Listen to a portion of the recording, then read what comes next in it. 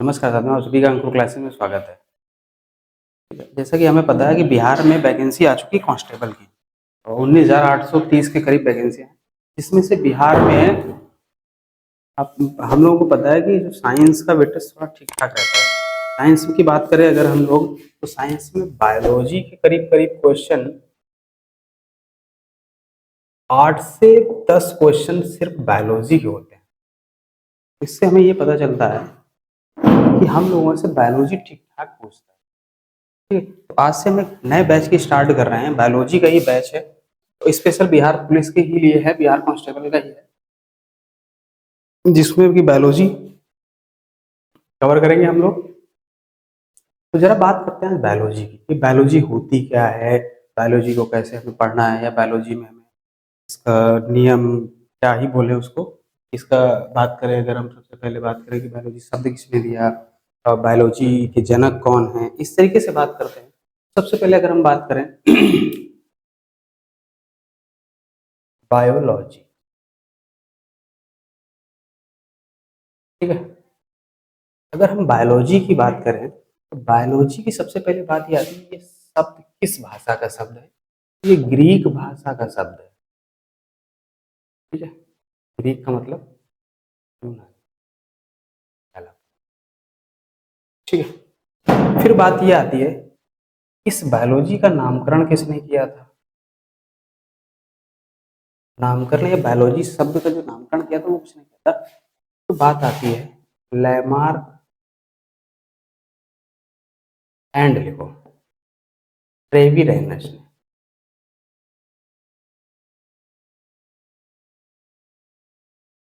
ठीक बात है। अब बात ये आती है कि इस बायोलॉजी जो शब्द है ये बना है बायो प्लस लॉजी। अब जरा इसको समझ, ठीक है। ये इंट्रो वीडियो है आज। इसके बाद में बात करते हैं इस बायोलॉजी का मतलब क्या होता है। इस बायोलॉजी का मतलब होता है लिविंग। क्या मतलब होता है। इस लॉजी का मतलब होता है स्टडी। इसको हिंदी में इसको बोलते हैं अध्ययन, ठीक।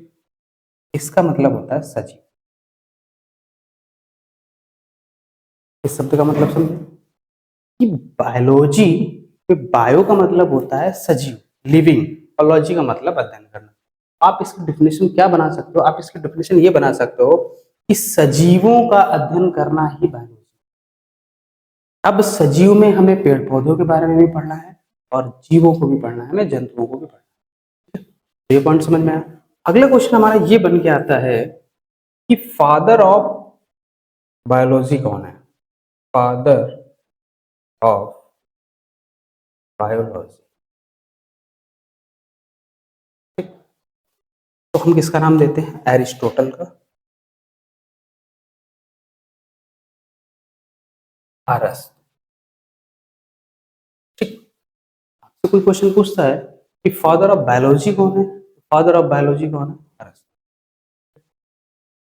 ये नोट कर लो जरा।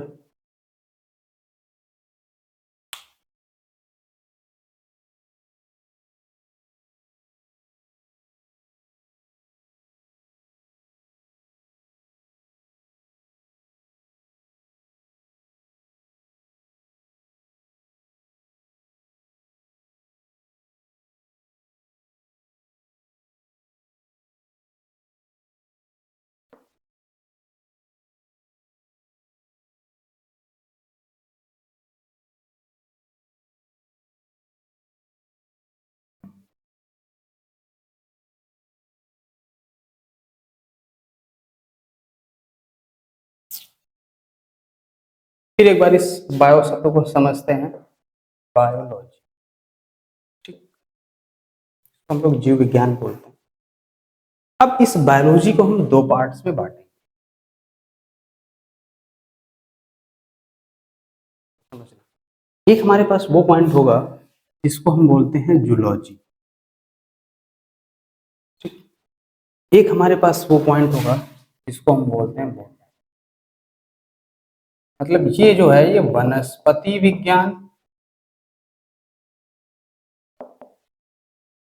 बोलोगे इसको,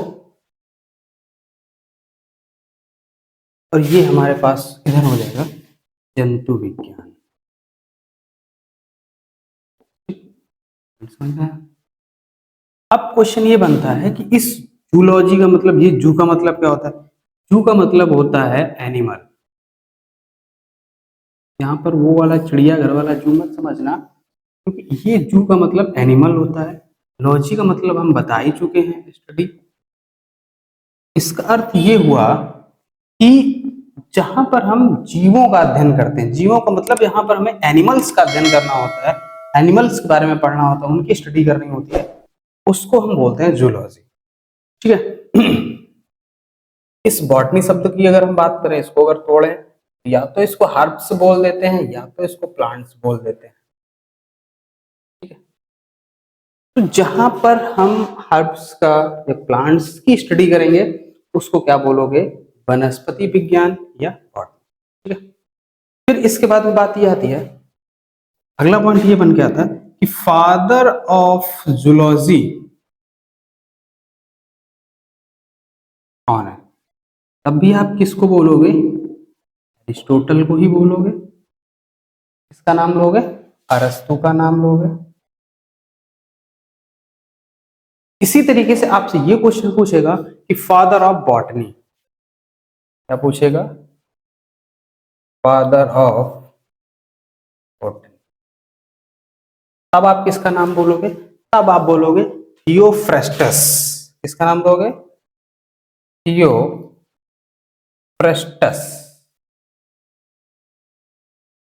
थियोफ्रेस्टस। ठीक है।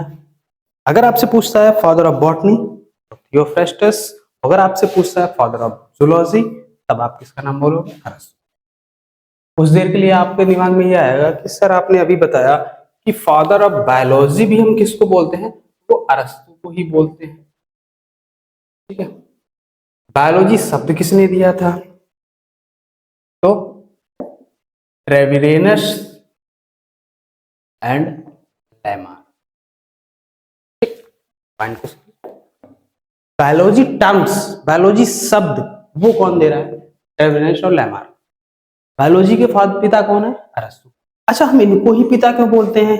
क्योंकि बायोलॉजी के अंतर्गत अरस्तु एक ऐसे व्यक्ति थे जिन्होंने जीवों में सबसे पहले जीवों के बारे में उनको डिफाइन किया और उनको अलग अलग रखने का, उनको समझने का प्रयास किया। पॉइंट को समझ रहे हो?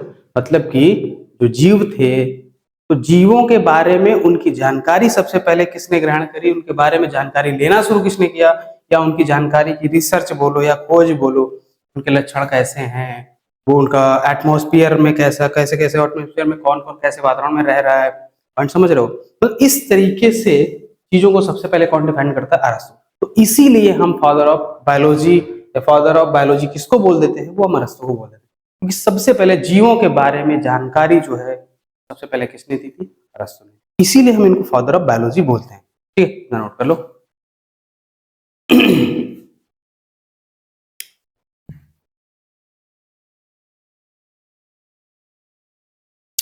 एक चीज और है, अब बात आती है अरस्तु की बुक। उनकी बुक को लिख लो, यहाँ पर कभी कभी पूछ नहीं अभी तक।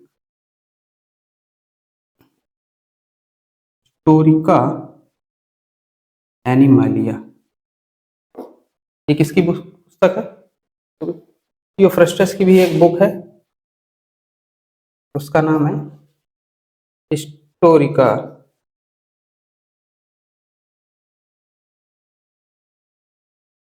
प्लांटेरम। ये दोनों की पुस्तक है, ये भी लिख लो, पूछ लेते हैं। ठीक है।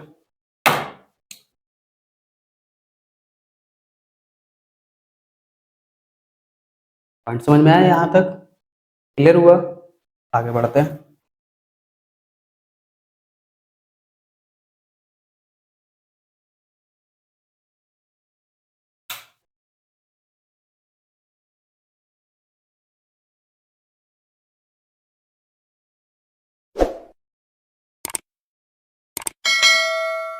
ये तो बात थी बेसिक हमारी, बिल्कुल बेसिक के साथ साथ कि बायोलॉजी शब्द किसने दिया, father of biology, father of botany कौन है। इसके बाद में जरा बात करते हैं, अगर मान लो कोई व्यक्ति, हमें पढ़ना कैसे है, मतलब हमें जो सजीव हैं उनके बारे में हमें पढ़ना कैसे है। तो अगर मान लो हम क्लास में हैं, अगर हम क्लास में यहाँ पर हम पढ़ा रहे हैं, अगर कोई बाहर का व्यक्ति, कोई बाहर से व्यक्ति क्लास के अंदर आता है, तो सबसे पहले हम उसको क्या देखेंगे, हम यही देखेंगे ना कि उसका आकार कैसा है, वो कैसा दिखता है। तो सबसे पहले हम अध्ययन करते हैं सजीव मॉर्फोलॉजी का, मॉर्फोलॉजी मतलब आकारिकी का अध्ययन। पॉइंट समझ में आया कि नहीं आया? मतलब कि जब कोई व्यक्ति बाहर से आता है तो आकारिकी का अध्ययन, मतलब स्टडी ऑफ एक्सटर्नल या बाहरी अध्ययन करते हो आप लोग।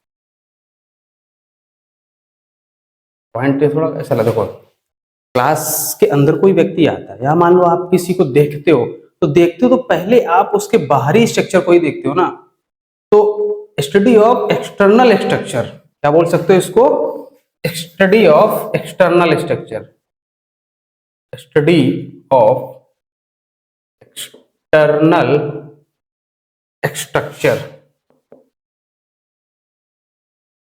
मतलब कि आप किसी भी व्यक्ति को देखते हो, देख करके जब आप उसको स्टडी करते हो कि ये व्यक्ति कौन है, मान लो कोई व्यक्ति आया, या आपने कैसे पहचाना कि ये गाय है, ये कुत्ता है, ये बिल्ली है, आप पहले उसका बाहरी स्ट्रक्चर देखते हो, बाहरी स्ट्रक्चर देखते हो ना, उसको बोलते हैं मॉर्फोलॉजी। मतलब सजीवों के बाहरी स्ट्रक्चर या बाहरी संरचना को, जो बाहरी संरचना होती है उसका अध्ययन करते हैं हम किसमें, मॉर्फोलॉजी में।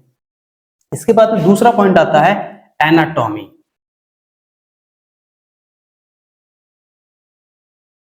ये आंतरिक संरचना, ऐसे पढ़ोगे इसको, आंतरिक संरचना, study of internal structure, study of internal structure. मतलब कि अब जब आपने बाहर से उसको देख लिया, तब तो उसके अंदर पहचानोगे कि इसके अंदर फेफड़ा होता है, इसके अंदर हृदय है कि नहीं है, किडनी है कि नहीं है, लीवर है कि नहीं है, ब्रेन है कि नहीं है, ये सारी की सारी जो जानकारी है शरीर के अंदर की, वो कौन डिसाइड करेगा, वो एनाटॉमी के माध्यम से हम लोग। पॉइंट समझ में आया? वाला भी पॉइंट समझ में आया? इसमें क्या कर रहे थे हम, शरीर के बाहर के स्ट्रक्चर को देख रहे थे, बाहर के स्ट्रक्चर को देख करके हम आइडिया लगा रहे थे, या आइडिया क्या लगा रहे हैं, हम बाहर के स्ट्रक्चर को देख के व्यक्ति का पता लगा रहे हैं। अब उस व्यक्ति के अंदर क्या क्या है, इससे पता करोगे एनाटॉमी के माध्यम से। इसके बाद में लास्ट पॉइंट आता है फिजियोलॉजी। तीसरा पॉइंट क्या है, फिजियोलॉजी,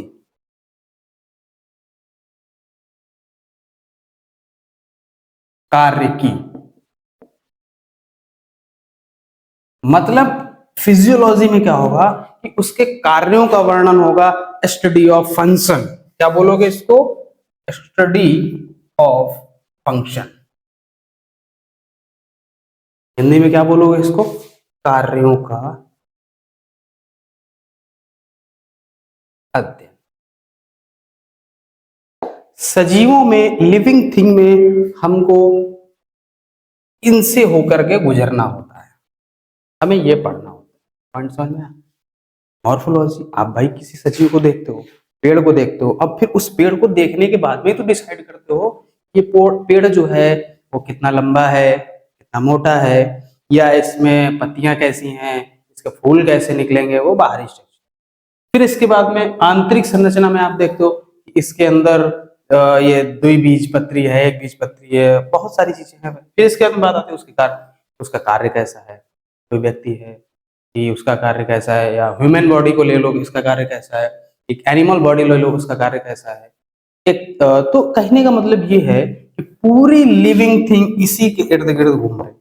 हमें किसी भी लिविंग को पढ़ना है, इन तीन चीजों को बेसिकली पढ़ना ही पढ़ना है। मतलब पहले उसके एक्सटर्नल स्ट्रक्चर, इंटरनल स्ट्रक्चर, फिर वो कैसा कार्य करता है, उसकी हॉबीज क्या क्या है, उसके कैरेक्टर्स क्या क्या है, वो कौन डिसाइड करेगा, फिजियोलॉजी। ठीक है। तो रही बिहार पुलिस कांस्टेबल की बात, इसमें जो बायोलॉजी का पोर्शन है वो पूरा का पूरा इसी तरीके से कवर कराएंगे हम, और 8 से 10 क्वेश्चन का इसमें वेटेज होता है।